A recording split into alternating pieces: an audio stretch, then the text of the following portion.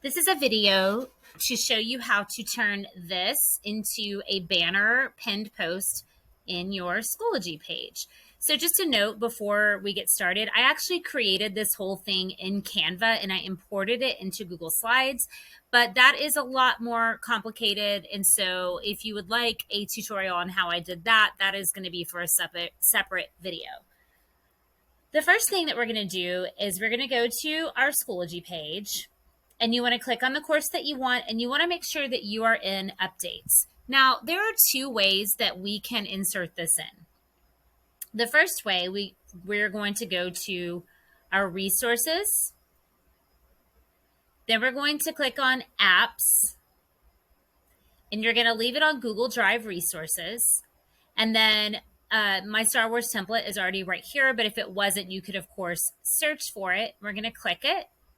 Click on import embed, and it's going to take a second, and it's going to pop up here.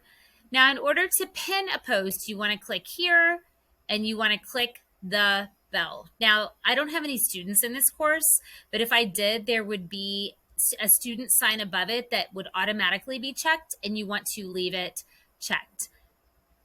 I'm going to hit post, and as you can see, it pops up fine.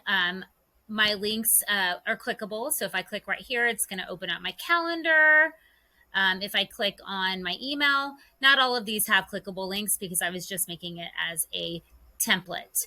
But here's what I don't like about this. I don't like that this says Google Slides, because if they click on this, it's going to take them out of Schoology and into Google Slides, which I don't love. And also it's got this on it. It's just not clean. So I'm going to show you a way that you can make it bigger and also not have all of the Google Slides insignias on it. So I'm going to click remove.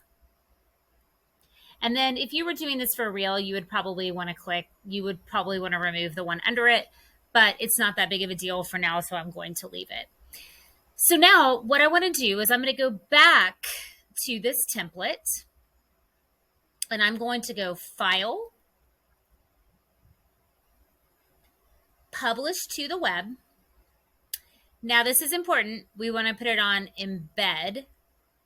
Now you can choose what size. I like medium. I would definitely not do large, but you could make it smaller if you wanted to.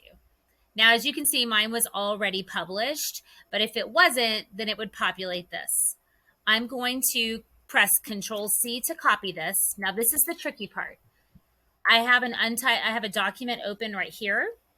And what I'm going to do is I'm going to paste that embed code into the document. This is only highlighted because the above part was highlighted. You do not need to highlight it.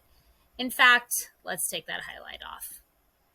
So in order to take the Google Slide insignia off, here's what we're going to do.